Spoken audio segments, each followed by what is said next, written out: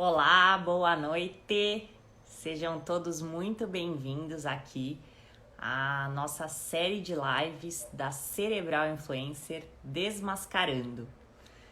Hoje eu vou receber aqui o fisioterapeuta. Oi, Marco, tudo bem? Sandro Marques. Ele vai conversar um pouquinho com a gente sobre a fisioterapia e a ideia aqui da série Desmascarando é que nós possamos tirar as máscaras e conversar sobre os mais variados temas, trazendo conhecimento e consciência para esse momento em que estamos vivendo. Obrigada a todos que estão entrando aqui. Carla, legal. Gi, Cássia, escrevem aqui para mim da onde vocês estão falando. Eu quero saber, por favor, quem puder compartilhar o nome e a cidade. Vou ficar muito feliz em saber de onde vocês são e poder ter essa troca aqui com vocês. Então, hoje a gente vai abordar o tema da fisioterapia e o Sandro, que é fisioterapeuta. E a ideia aqui é de conversar um pouquinho sobre os conceitos da fisioterapia. Oi, tudo Olá, bom, Sandro? boa noite, Maria. Tudo Boa bem? noite, tudo bem? Você está conseguindo acessar Tudo aqui os bem. comentários?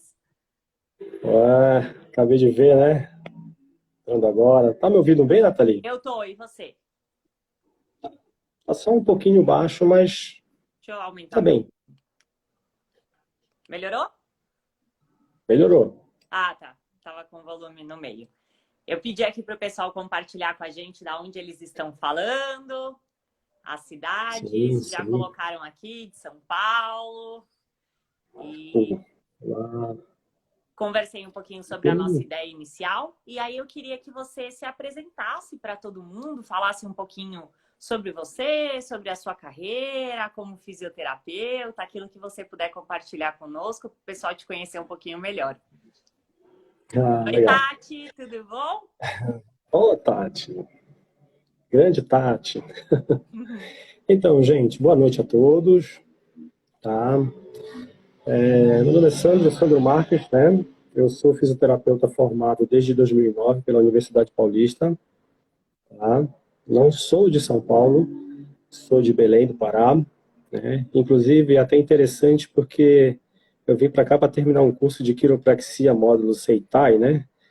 E o colega que ministrou o curso acabou me fazendo esse convite. Então, como eu ia fazer vestibular final do ano, por que não fazer logo aqui?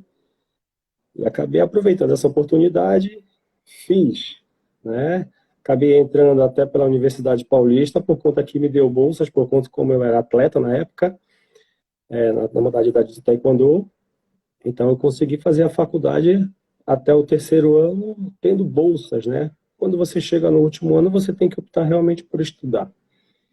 Né? Mas foi uma experiência muito interessante. E o que me despertou mais pela fisioterapia? Pelo fato de você tratar, né? Aquelas pessoas que te procuram com um certo incômodo e, de repente, você consegue aliviar isso sem uma medicação, né?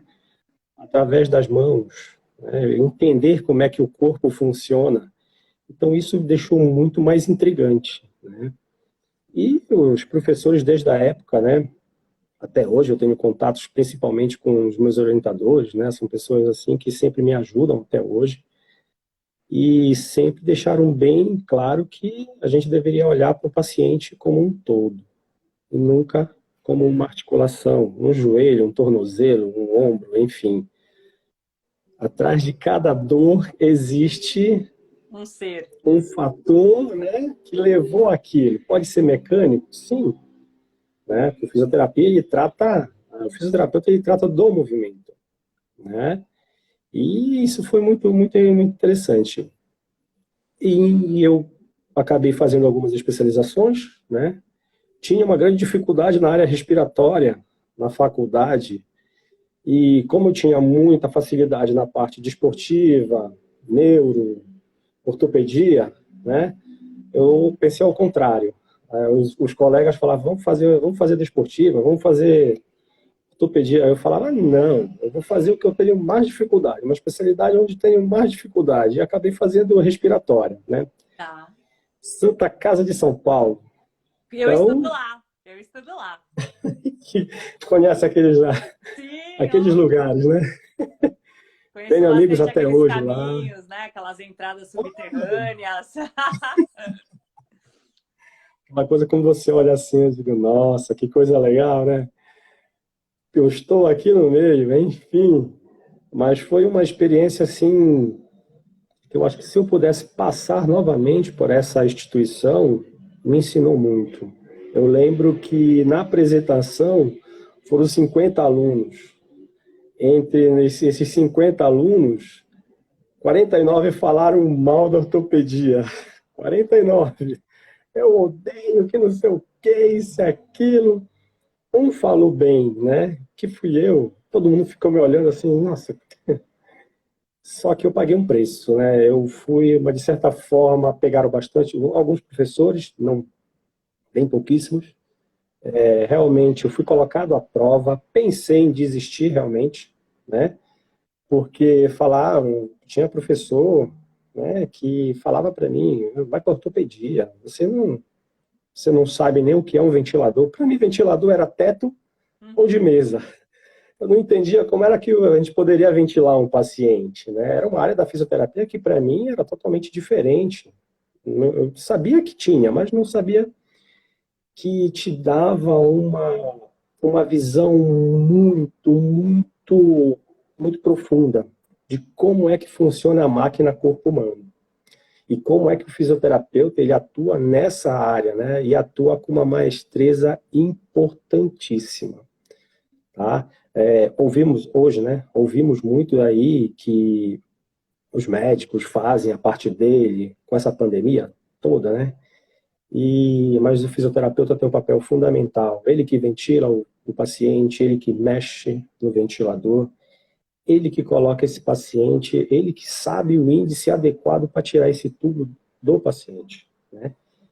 E foi engraçado que eu consegui, né? Eu consegui terminar a especialização. Em 6 meses eu queria abandonar, mas eu consegui. Hoje tenho amigos que são professores lá, né? Inclusive devem estar assistindo a live aí. E eu achava que eu ia trabalhar somente em ambulatório, porque eu queria tratar a respiratória em ambulatório. Eu nunca me via numa UTI. Mas quando você começa a fazer as coisas de coração, entender e fazer e ver que você é capaz de devolver o bem precioso para aquele paciente, aquilo te dá uma energia muito gostosa e você vai para cima. Aí você vai para cima. Passei em vários hospitais, né? Aqui em São Paulo. Hoje não atuo na área do hospital, hoje atuo mais em consultório. Mas aonde passei, fiz assim. Eu falo que eu fiz a diferença, porque os médicos acreditaram.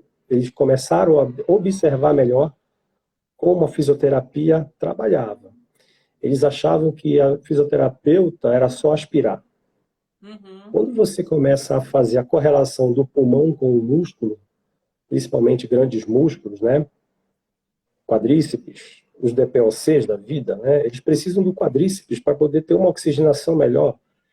No corpo da gente nós temos duas bombas, né? O coração e panturrilha, o músculo da batata da perna. Ele é a segunda bomba que joga para cima. Então, se a gente conseguir estimular com critérios essas regiões, a gente consegue aumentar essa capacidade respiratória do paciente DPOC. Isso dá uma sobrevida para ele. E eu não entendia isso, né? Mas, graças a Deus, tive professores na Santa Casa excelentes, pegando no pé, orientando da melhor maneira possível, e você vai percebendo que as coisas vão evoluindo muito mais. Quando você passa isso para a área médica e fazem com que eles entendam isso, você, assim, né, ganha, tipo, ganhei o dia, né? Porque você ganhou uma confiança de um profissional que também te respeita. Ele te olha, de certa forma, como uma pessoa, né, que venha a somar naquele ambiente que muitas das vezes é hostil. para quem Sandro, não... eu adorei que você falou sobre isso, porque no momento atual a gente tem falado muito sobre o trabalho dos médicos e dos enfermeiros. Só que o Sim, que muita gente não sabe é a importância do fisioterapeuta para essa questão do respiratório, porque é o fisioterapeuta quem mexe na ventilação dos pacientes, principalmente dos pacientes com a Covid-19. E a gente pouco sim, fala sobre isso. Então, assim, eu acho que muita gente não tem a ciência, a consciência da importância do trabalho de vocês e o quanto que a fisioterapia é uma área de muito estudo, né? Eu tive aula recentemente com um fisioterapeuta, professor da Santa Casa de Misericórdia, e a gama de conhecimento dele é exemplar e talvez equiparável à de um médico neurologista. Ele passou para sim, nós, assim, foram 3 aulas consecutivas com ele, que você vê que, assim, a área da fisioterapia, ela exige muito do profissional. Ele sabe muito do sim, corpo humano, né? Ele sim, sabe sim. exatas áreas e dentro daquela área dele, ele sabe como que o cérebro atua, como é que funciona e a gente acaba, por ignorância, não parabenizando. Então, eu quero deixar aqui os meus cumprimentos a vocês e falar do grande Obrigado, prazer de te ter aqui, de ter a Tati aqui com a gente, porque eu sei a muito obrigado. importância do trabalho de vocês, de verdade, principalmente para o momento atual. Eu ouso dizer que vocês salvam vidas. Sim, sim, sim. Infelizmente, né? Mas também a gente não tem que. A gente sabe que dentro de um ambiente hospitalar, principalmente em UTI, quando você trabalha entre a vida e a morte, né? Você tem que ter critérios, tá? Critérios, e esses critérios eles têm que ser levados todos em consideração. Uma das coisas é, atrás de um paciente tem uma esposa, tem filhos, tem netos, tem uma família em geral. Então, quando você chega a perder um ente, é muito doloroso, tá? Eu não admitia nos meus plantões que eu pudesse falhar. Uhum. Eu chegava em casa, depois eu fui acostumando, né? Mas eu chegava em casa totalmente cansado, né? Porque eu sou responsável por aquele paciente. Então a gente realmente tem que estar dando todas as informações para o médico e o médico senta com você para quê? Para realmente traçar uma estratégia para que esse paciente vá sair de lá. Quantos pacientes a gente colocou fora do hospital? Hoje eu tenho pacientes amigos, né, se tornaram amigos, que eu atendi ele no pior momento, que foi numa insuficiência respiratória, e tive a oportunidade de dar alta para ele e atender ele em casa. Hoje, esses pacientes, eles fazem as atividades dele perfeita, né? E eles sempre costumam falar, né, vocês, Papai do Céu sempre coloca vocês na nossa frente para, às vezes, aprender alguma coisa com vocês. Mas eles não só aprendem com a gente aprende muito com eles. E cada ensinamento que eles ensinam é vida lá na frente, é experiência para que isso não ocorra mais. Mas Nossa, que delícia isso. é muito É lindo, gratificante né? essa profissão. Estar na área da saúde é muito bom, né? Só sabe quem vive, né? O quanto Sim, que sim, a gente sim, tem outros reforçadores que vão muito além da questão financeira, né? O quanto que sim, é sim. importante a gente gerar transformação na vida das pessoas, né? Cada um dentro da sua área, mas o quanto que é lindo isso. Eu fiquei até emocionada com o que você falou, porque é verdade mesmo. A Tati fala aqui, paciente é lição em nossas vidas. E é real, Eles são em né? nossas vidas. Exatamente. Eu falo que quando eu trabalho, quando eu venho, eu não trabalho. Eu falo que eu me divirto. Por quê? Uhum. Quando eu chego na casa do meu paciente, eu atendo o paciente tanto em consultório quanto em residência. Geralmente pós-operatórios, né? Para trazer esse paciente para o meu consultório. Então, quando eu chego até a casa e eles vêm até o meu consultório, eles falam: Nossa, você não mudou absolutamente nada, né? Eu falo: Por quê? É porque você continua o mesmo engraçado e a mesma pessoa positiva que coloca a gente para cima. Eu falei: Claro, eu vou chegar aqui triste, olhar para sua cara e falar: Faz isso, faz isso. Não, né? Eu tenho que incentivar, eu tenho que fazer com que esse paciente ele obtenha o melhor resultado possível. E ele vai sempre falar para mim, eu não consigo. Só que eu vou mostrar para ele que ele consegue. E isso a gente vai criando uma relação de confiança. O paciente, o fisioterapeuta, ele é o primeiro, né, o primeiro da área da saúde que o paciente tem mais contato. O pessoal fala, mas e a enfermagem? Sim, a enfermagem é importante, também tem contato. Mas às vezes ele confia mais no fisioterapeuta do que na própria equipe da enfermagem. Né? Não que seja isso regra, não, mas às vezes quando a gente passa desse paciente para alta, nós acabamos descobrindo alguns outros fatores que a gente orienta a família ou orienta o médico para acabar direcionando num tratamento mais específico. Sandro, o que você poderia dizer? Assim, eu sei que é uma pergunta que eu vou fazer que é bem ampla, mas para o pessoal que está aqui, que conhece pouco, enfim, da fisioterapia, que a gente vai ter pessoas mais leigas, o que você poderia dizer? Qual é a importância da fisioterapia? Olha, a importância da fisioterapia, eu acho que tudo que requer movimento, você tem que passar pelo fisioterapeuta. O fisioterapeuta, ele é o profissional orientado, ele é o profissional totalmente voltado para a área do movimento. Movimento específico. Movimento onde aquele movimento ele te causa dor. Onde ele deixa de você fazer uma atividade de vida diária simples, que é pegar a mão e levar até a boca, do que um travamento, vamos falar em coluna, do que te deixar totalmente travada em cima de uma cama por conta de uma dor da coluna. Tá? Então, o fisioterapeuta, ele é o paciente, ele é o profissional mais qualificado. Então, a importância da fisioterapia, para mim, é sempre primordial. Tudo que se pensa em movimento, fisioterapia. Perfeito. E como que o fisioterapeuta ele atua nas questões dos quadros de insuficiência respiratória dos pacientes com Covid-19? Eu vou começar com uma frase assim: cheguei no plantão, recebi o plantão, estou na UTI. Alguns hospitais, eles não têm o fisioterapeuta que a gente chama de PS. Aquele fisioterapeuta que ele fica só naquele setor. Geralmente, quem cobre esse setor é o físio responsável pela UTI. É o físio que tira o plantão na UTI. Então, estou lá no meu plantão, até que então tá tranquilo, porque na UTI não é tão tranquilo, como a maioria das vezes que pensam, né? Uhum. Vem o telefone ou a enfermeira fala: físio, estão te chamando lá no PS.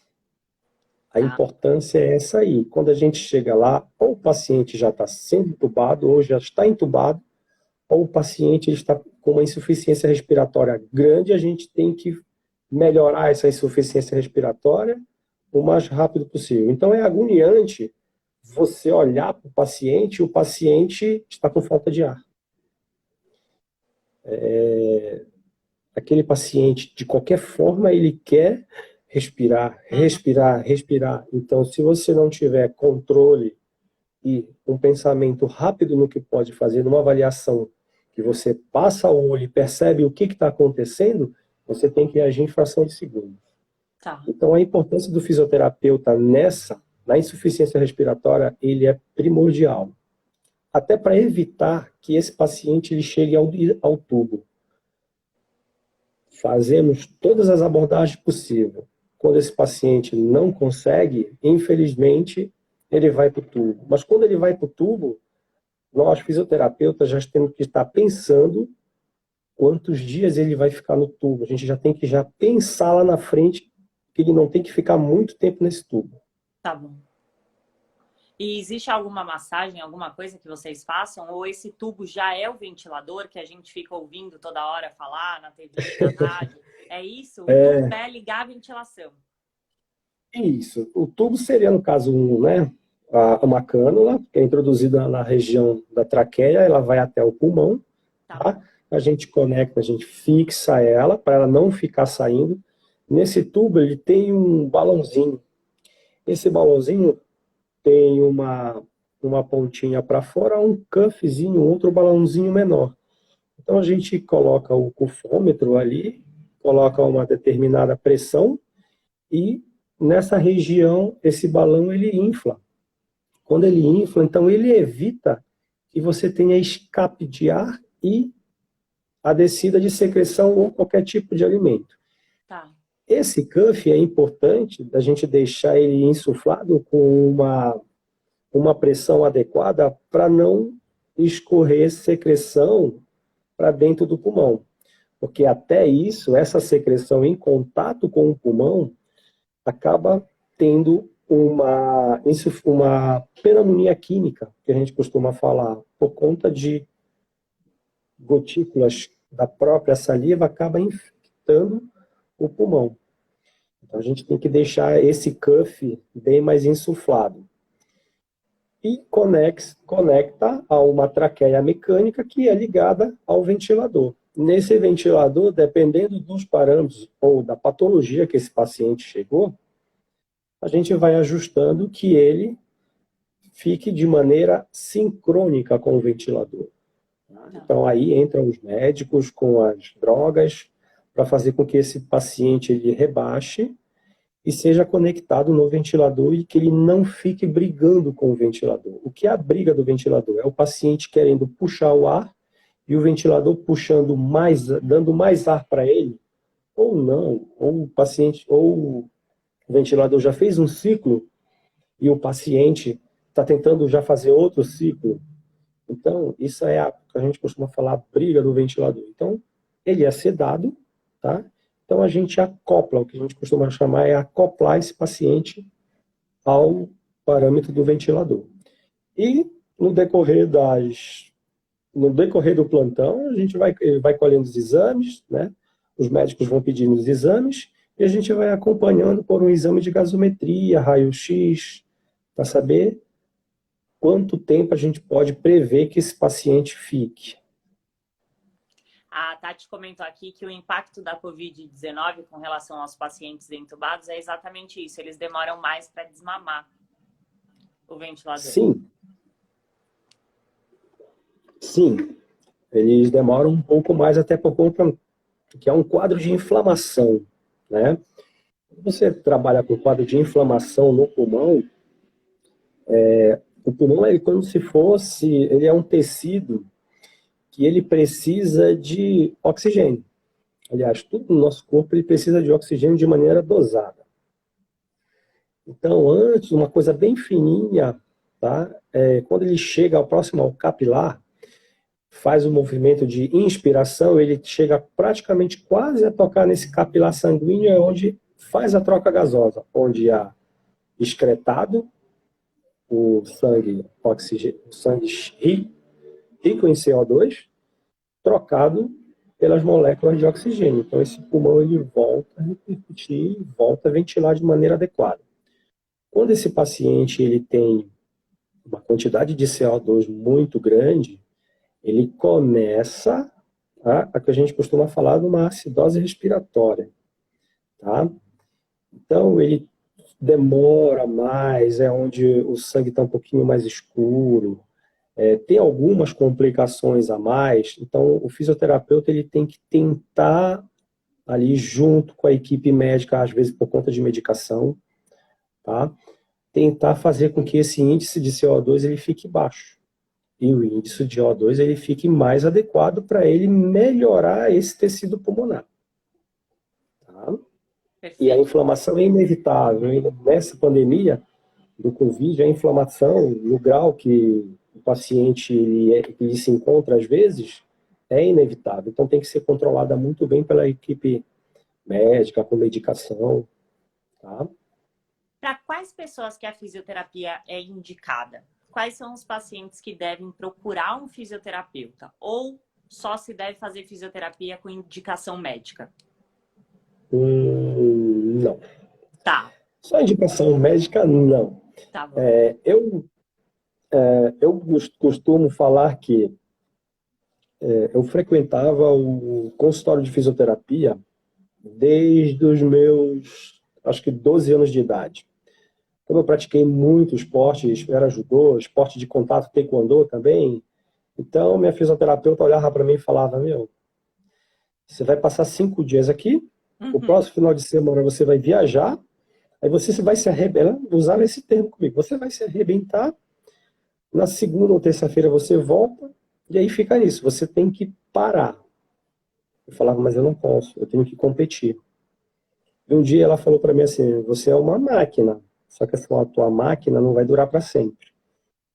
Quando eu comecei a entender isso, eu percebi que a fisioterapia ela deveria ser indicada para todas as pessoas que quisessem fazer ou começar uma atividade física. Perfeito. Acho perfeito o trabalho dos educadores físicos, tá? Tenho vários amigos educadores físicos, que o que eles fazem assim ajuda muito a gente, tá? Mas eu continuo achando que antes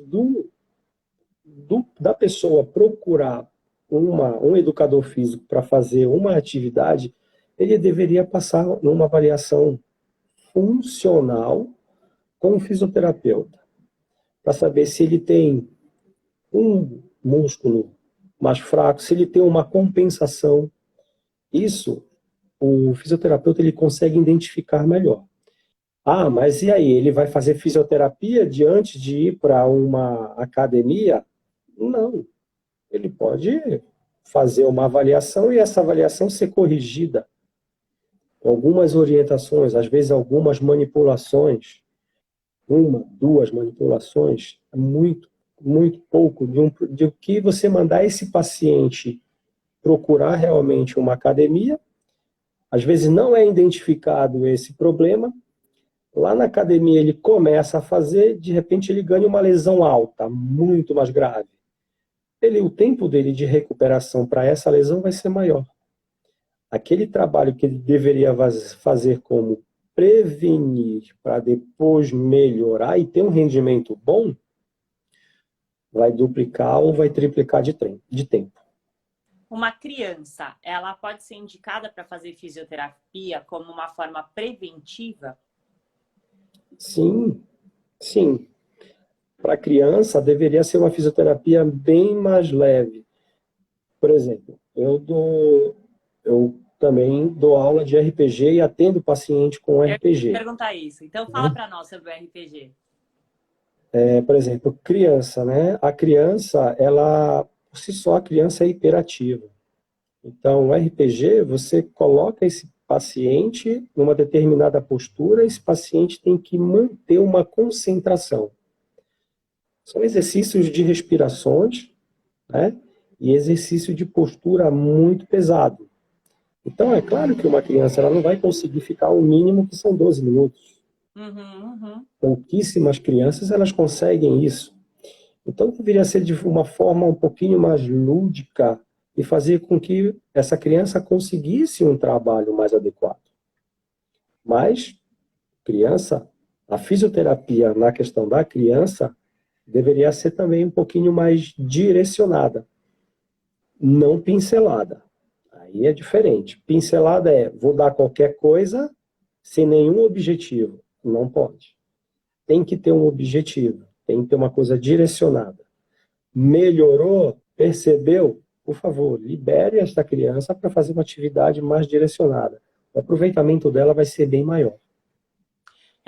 O Magic TV Insta perguntou para nós: você já presenciou alguma recuperação que poderia ser considerada um milagre? Algum caso que surpreendeu a todos da equipe? Sim. Tinha uma, acho que eu estava com 24 horas de plantão no hospital e chegou uma paciente com um problema cardíaco. Hum. E só que estava interferindo na questão pulmonar, na falta de ar dela. Deu a entrada na UTI, tudo, o médico fez a avaliação, a enfermagem foi tudo, e aí depois foi o físio. Então, conversando com o médico, ele virou para mim e falou: Sandro, essa paciente é para você, mas ela tem um comprometimento importante cardíaco. Falei, tá bom. E aí eu perguntei o diagnóstico para eu tentar já pensar em alguma coisa.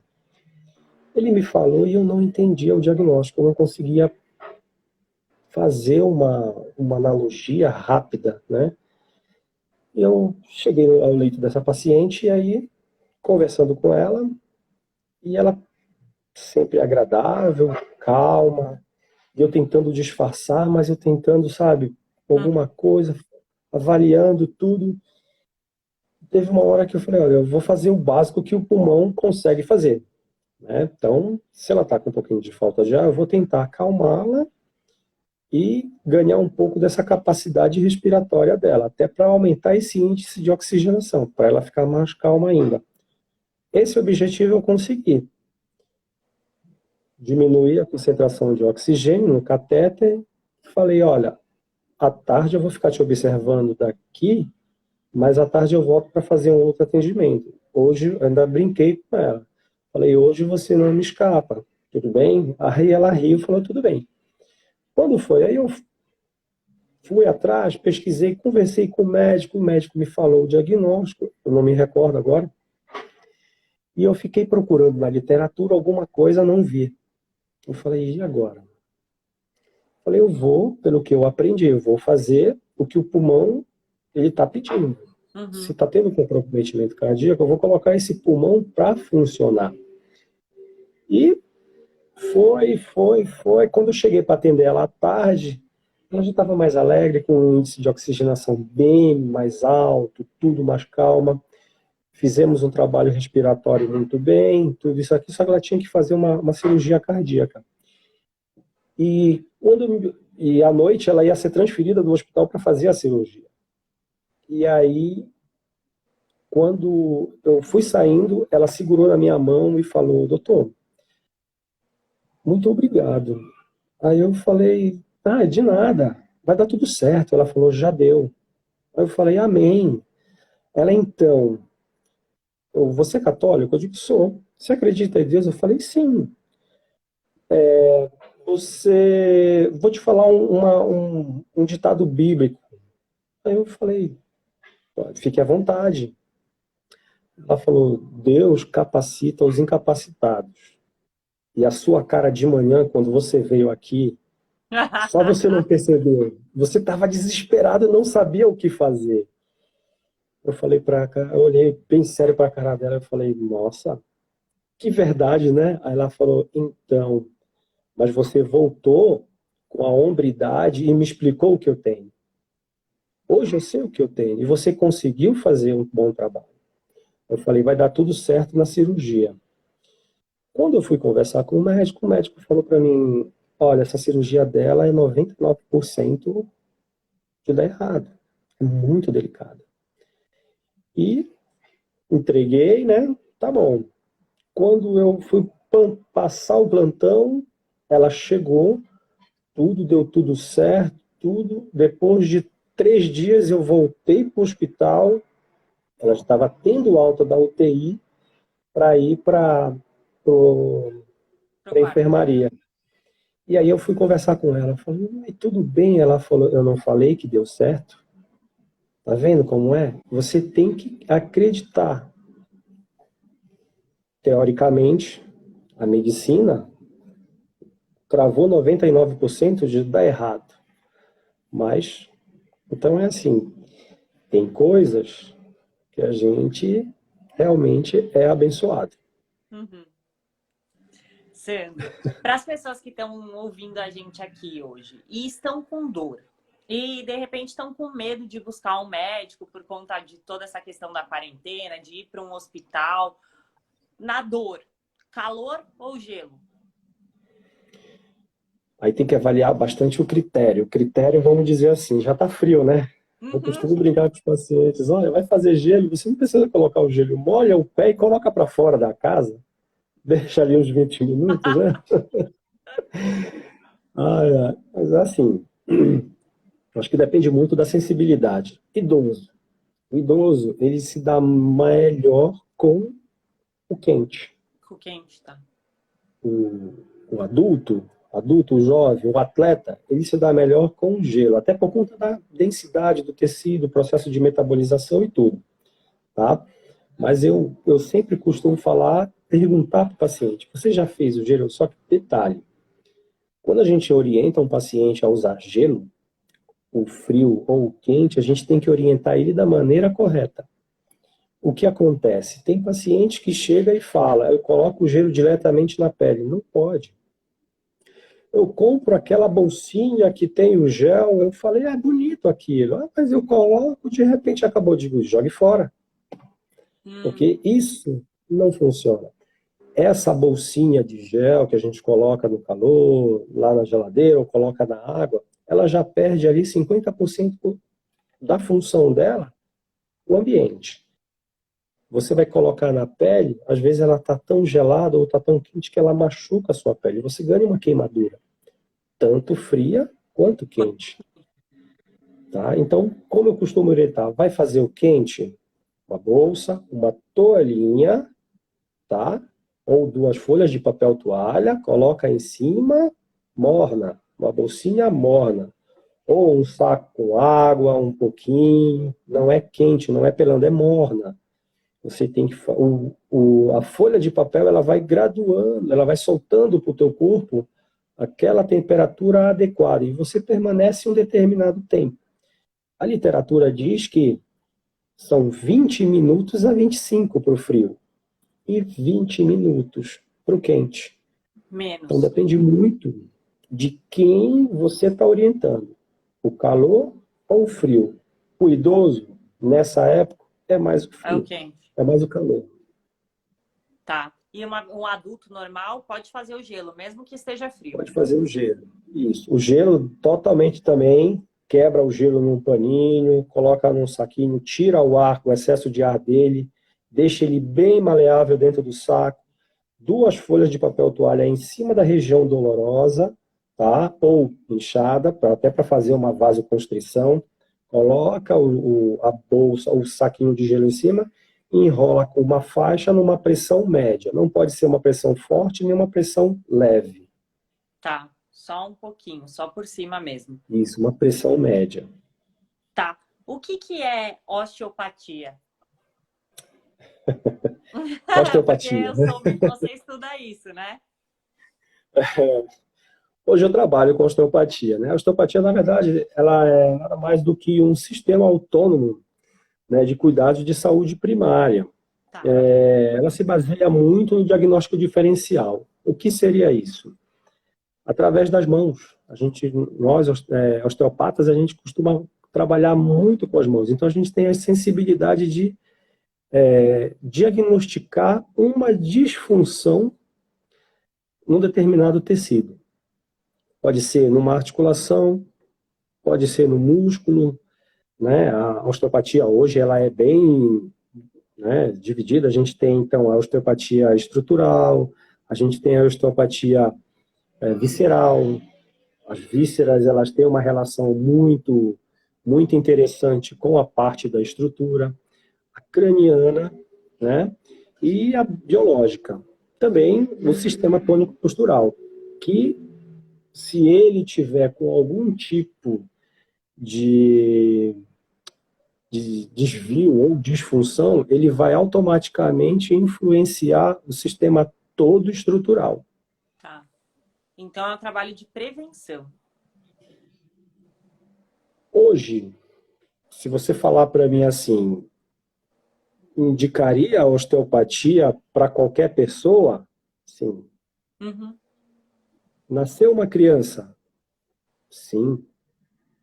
Por que não? Sim. Parto normal? Ok. Osteopatia.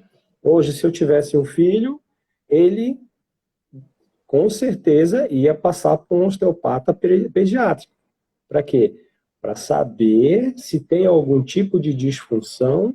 Tá. Porque a osteopatia ela não trata você feito, né? Ela já vem desde a fase embrionária, os folhetos, as fases todas. Isso a osteopatia ela começa a entender, tá? A gente costuma fazer algumas correlações. algumas crianças que elas têm alguma disfunção, né, por conta de a questão motora, a questão... tem crianças que andam na ponta do pé. Isso, Sim. a osteopatia, ela trata isso. Isso já foi comprovado. Tem estudos que é uma disfunção em alguma fase da gestação. Então, a osteopatia, ela tem como trabalhar isso. A osteopatia craniana, se você tem uma disfunção no septo, tem que ser avaliado por um osteopata que trabalhe com essa parte. Às vezes, algum edema, alguma cirurgia que você fez, não consegue uma certa drenagem, um fechamento, né, dos ossos do crânio. Osteopatia craniana, você pode, se o médico, o cirurgião já liberou, você consegue fazer um trabalho mais adequado. A visceral ela trabalha muito na questão do postural também. Se você tem uma víscera que ela tem uma relação com um dermátomo ou então até uma, fugiu a palavra agora, ela tem, vamos supor, o estômago, né, ou o fígado. Se você tem uma determinada disfunção, se esse teu fígado às vezes ele não está funcionando adequado, ele vai automaticamente fazer com que você tenha uma postura fechada para esse lado. Então isso tem que ser avaliado melhor. Eu já peguei pacientes aqui que veio para mim com RPG, eu evoluindo muito esse paciente, e de repente esse paciente chegava numa posição que eu falava, meu Deus, o que é isso? Uhum. Né? E aí eu acabei indicando ele para um professor, e o professor fez uma manobra visceral nele, ele voltou retinho. Aí o professor me ligou, nossa, é isso, isso, isso. Eu falei, meu, que coisa. Então, às vezes, você peca para tentar alguma coisa, mas às vezes esquece de abrir um pouquinho mais o leque e tentar entender como é que esse corpo ele está te dando essa informação. A osteopatia trabalha muito isso. Tá, e ela é indicada para algum tipo de patologia específica? Além de poder ser utilizada por todos, existem patologias onde a osteopatia é mais indicada, ela tem mais resultado? Olha, é assim, as patologias depende muito das manifestações. A gente costuma falar sobre parâmetros, né? Onde você consegue colocar, você consegue classificar, né? Um parâmetro menor, um parâmetro médio, um parâmetro maior. O parâmetro maior sempre é aquele parâmetro onde a disfunção ela já está instalada há muito tempo, vamos colocar uma articulação, onde aquele desgaste articular ele já está há muito tempo e isso está te causando muita dor. Isso é um parâmetro maior. Isso a osteopatia ela não pode tentar reverter, porque aquela articulação já está gasta. Infelizmente é cirúrgico. Mas o parâmetro médio, dependendo de como ele está progredindo, a gente consegue trabalhar para que ele não chegue nesse parâmetro maior. A gente consegue respostas boas. E o parâmetro menor é aquela dor que você toma uma de medicação, ela passa, e aí de repente você faz de novo aquele movimento, aí ela volta com mais intensidade, você toma duas medicações, aí ela passa, Tá. aí você continua, né? Aí você toma três medicações, ela passa mais ainda, aí ela dá um tempo maior de vir. Quando ela vem firme. É onde você vai ter que ir no médico, faz um exame de imagem e aí tá lá uma protusão, às vezes uma hérnia, às vezes um desgaste articular um pouquinho mais intenso, tá? Então, a osteopatia também ela trabalha nesse parâmetro menor. Na verdade, nós não curamos, tá? Não é a Tá. questão, o osteopata cura. Não, não é isso. A gente procura essas disfunções e ajusta ela. Ajustou o corpo, nós osteopatas entendemos que o corpo ele vai fazer essa autocura, o princípio da autocura. Cura tudo? Não, não é isso. Temos que entender que o corpo ele tem essa propriedade. E existe alguma restrição para se fazer a osteopatia? Geralmente são parâmetros maiores. Como? Algumas contraindicações, Mas aí isso vem do médico ou vem do pós-cirurgias. próprio fisioterapeuta? Isso vem tanto do osteopata, do fisioterapeuta, quanto do próprio médico. Tá? A gente sabe quando a gente não tem que intervir. Principalmente, geralmente, pós-operatório imediato. Né? Tá bom. Geralmente nós não intervemos. E a osteopatia, ela pode trabalhar tendinite? Sim, Pode, é bom para sim, isso? Hoje em dia tem bastante sim. gente reclamando de tendinite, né? Acho que a gente tem feito muitos movimentos repetitivos nessa quarentena, né? E engraçado que, assim, o princípio osteopático é sempre daquele que a gente não tem que entender o ponto que está doendo. Né? Às vezes a gente foca num ponto, ali já está inflamado, mas a gente tem que entender se ela está vindo de cima ou de baixo. Vou te dar um exemplo. Eu já atendi paciente que veio para mim com dor na cervical. Tá. Chegou para mim com uma cervicobraquialgia. Já começava a dor no pescoço, descia para o ombro. Avaliei, tratei. 2 sessões, ok. Terceira sessão, para começar a físio, começou a apresentar dor na lombar. Estranho. Fiz a avaliação todinha na coluna, tudo íntegro. Fiquei com aquela pulga atrás da orelha. No final da consulta, o que era irrelevante para ela é muito relevante para nós. Aí ela me falou que ela estava fazendo um acompanhamento com um ginecologista, porque ela tinha um problema de endometriose. Bingo, vamos tratar. Indiquei, falei, ó, até aqui, meu trabalho com você é até aqui. Expliquei tudo, né, e passei ela para um colega especialista nessa região. Chegou, atendeu, fez algumas sessões, acabou o problema. Uau. Veio com problema, era uma ex-jogadora de vôlei, não conseguia Uhum. sacar porque tinha dor no ombro. O problema dela não era na cervical, o problema era mais lá embaixo.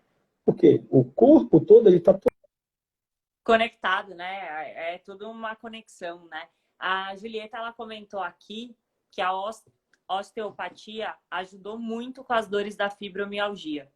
E eu até tinha pensado em falar sobre fibromialgia com você, porque tem muitos estudos que apontam uma questão emocional relacionada com a fibromialgia. Você percebe essa dor emocional nos seus pacientes?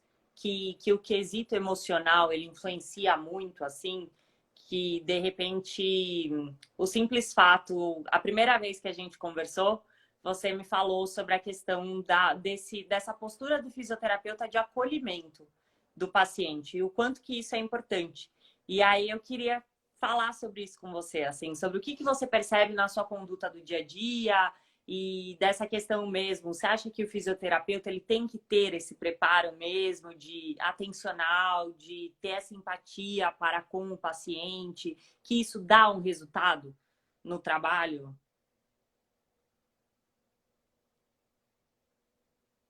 Tá mudo para mim. Ficou mudo.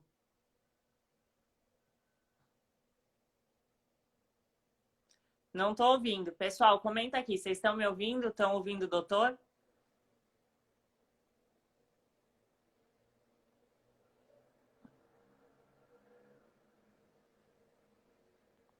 Eu não te ouço, mas eu pedi para as pessoas compartilharem aqui se estão te ouvindo.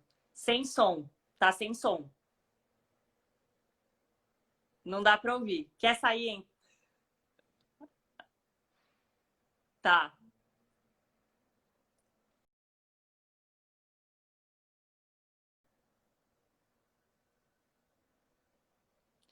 Pronto, deu uma falha ali na conexão, mas daqui a pouco ele entra de novo e eu vou chamá-lo.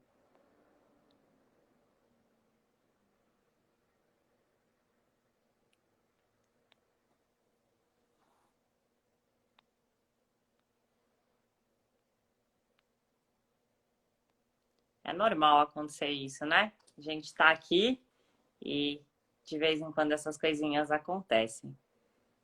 Tô lendo aqui o comentário de vocês. Legal, fico muito contente que vocês estejam gostando. E se quiserem mandar alguma perguntinha aqui sobre qualquer tema da Físio, fique à vontade, tá?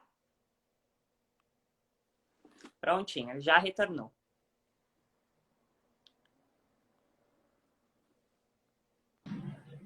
Melhorou? Pronto, voltou. Voltou? Voltou. Ótimo. Então, entendemos assim, todo profissional na área da saúde, ele primeiro tem que entender que ele escolheu aquilo porque ele tem que cuidar do outro. Uhum, uhum. Né? Se ele escolheu essa profissão, ele tem que deixar, às vezes, um pouquinho ele de lado e tentar prestar o máximo de atenção no que a pessoa está falando. Às vezes a gente tem que ouvir mais do que falar mais. Como o fisioterapeuta ele é responsável pelos movimentos, o corpo fala. Eu lembro que na faculdade a professora falava para mim assim: vocês têm que aprender a ouvir. A fala de vocês vai ser através de ação. Como? Fazendo com que esse paciente ele tenha essa diminuição de dor e a melhora do movimento. Assim você vai conquistando a confiança do teu paciente e você vai melhorando como um profissional. Entenda, todo paciente que chega em qualquer clínica ou você é chamado na residência, ele quer que você resolva o problema dele. Dor. Quem tem dor tem mau humor. Dependente da dor, tem mau humor, não é verdade? É verdade. Então, eu lembro que quando eu estava estagiando, né, numa clínica, e eu esticava a mão, né? Até hoje é isso eu faço. Eu digo, olá, bom dia, boa tarde, boa noite, esticava tudo bem, até eu escutar de um paciente falar assim, se eu tivesse bem, eu não estaria aqui. Eu falei, mas você vai ficar bem. Ele ficou me olhando como quem diz assim, oh, e acho que você deve estar me tirando, alguma coisa assim, né? Eu falei, mas você vai ficar bem. Ele percebeu que eu estava me importando com o problema dele. E aí ele já começou a entender que aquela atenção fazia ele diminuir a dor. Então eu começava, eu brincava, às vezes eu ia lá, abraçava, eu deixava ele num ambiente mais confortável, para que ele esquecesse um pouquinho essa dor e focasse no exercício. E começou a dar certo isso. E aí ele vai ganhando confiança e ele vai te compartilhando algumas, né, a vida do dia a dia. Uhum. Olha, eu tô com dor assim porque eu fui correr atrás do gato. Meu gato não veio, eu fui correr atrás do gato. Ah, eu fiquei com raiva, escorreguei. Mas por que vai ficar com raiva? Ah, porque falou isso, falou que. Deixa falar, esquece isso. Vamos levantar um vidrinho aqui, ó, tem que te concentrar aqui. E você vai começando a entender que a parte psicológica, ela influencia muito no teu tratamento. Se aquele paciente, hoje mesmo eu atendi uma paciente, eu falo assim que a primeira vez que eu fiquei assim, eu falei, nossa, meu. Ela saiu daqui, ela geralmente costuma chegar aqui com 50% de dor. Hoje ela saiu daqui praticamente com 40% de dor. E eu, às vezes, eu consigo aliviar ela muito, né? Eu fiquei olhando para a cara dela, ela falou, calma. Eu falei, mas eu tô calmo. Eu tô calmo. Eu só tô preocupado que eu não gosto que você sinta dor. Né? Você procurou para não sentir dor. A gente está tentando. Só que ela entendeu toda a mecânica do movimento dela e ela falou: não, eu entendo o que você está falando. Eu sei que o meu problema ele é sério. Só que eu tenho agora que ter realmente paciência. É que eu não estou me dando esse tempo. Uhum. Entendemos que para chegar a um nível de dor muito alto, a gente passou por muita coisa. Quantas medicações foram tomadas, quantos sinais esse corpo começou a te dar e tu não prestaste atenção. E chegou Sam, nesse ponto. a Maria, ela colocou aqui, ó, faça aniversário sexta, por favor, eu sou muito sua fã. Me manda um parabéns. Eu tenho um FC seu, não sei o que é FC. Ó, Maria, sei que o meu não vale, mas feliz aniversário, viu? Parabéns. Muitas Meus felicidades, muita parabéns! saúde. Você Meus conhece? parabéns, Maria! Tudo de bom para você! Olha lá, ela falou que é sua fã. É, aqui, né? É um bom trabalho que a gente costuma fazer, né?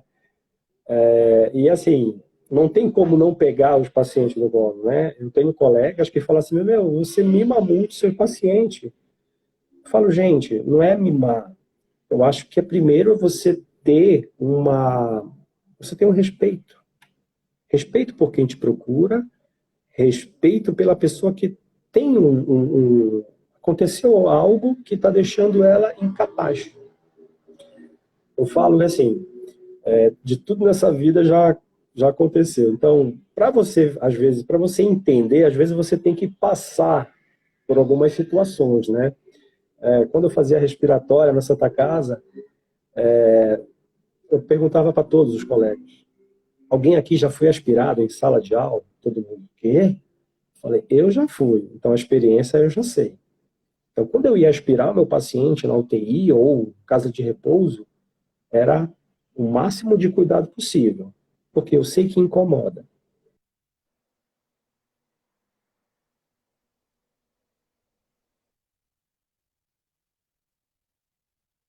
Ele está assistindo a nossa live, o Dr. Márcio Renner, dobrou 2 vezes o meu joelho e ele ainda falou assim mesmo: eu não vou dobrar mais porque o seu joelho está muito bom, você não precisa de manipulação. Eu falei, ótimo. Mas eu sei que ia doer, mas eu procurei fazer as coisas direitinho, eu passei pelo processo de reabilitação e eu posso falar com propriedade para o paciente, não faça isso. Uhum. Porque vai acontecer isso, fazer isso e isso. Não se sabote. E o paciente vai entender? Tem uns que entendem. Tem outros que vão lá e Teimam. se sabotam. Sandro, É eu a quero vida. muito, muito, muito te agradecer, viu? Foi um papo muito gostoso, muito leve e muito obrigada pelo seu coração, assim, na profissão. Dá muito orgulho de conversar com um Obrigado. profissional da saúde tão empenhado como você. Por mim, eu ficaria horas aqui, mas é que realmente o Insta tá avisando que o nosso tempo está terminando e a gente tem mesmo essa 1 hora para fazer. E aí eu queria passar a palavra para você, para que você se despeça. Quero, por favor, quero agradecer a todos que estão aqui. E meu muito obrigada. E agora eu vou passar a vez para você e depois eu encerro, tá bom? Muito obrigada por Sim, estar com a gente hoje. Nathalie, muito obrigado. Quero agradecer a esse convite, tá? Adorei realmente bater um bom papo para você. Eu acho que tem histórias aqui para a gente conversar, né? Vários assuntos aí. Fique à vontade para marcar mais uma, se caso precisar, tá? E falar que, assim, agradecer a todos os colegas que estão vendo aí, muitos colegas estão percebendo aqui, muitos colegas de profissão também, muitos que trabalhei desde a época de estagiários e tudo, e a gente sempre acaba se ajudando. O que eu tenho só mesmo é que agradecer e desejar a todos, tá? Uma excelente noite. Caso tiver alguma dúvida, a gente está aqui para esclarecer todas. Tá ótimo. Muito obrigada. Ok? Obrigada, viu, gente? Boa noite, Sandro. Tchau, Boa tchau. noite. Tchau, tchau.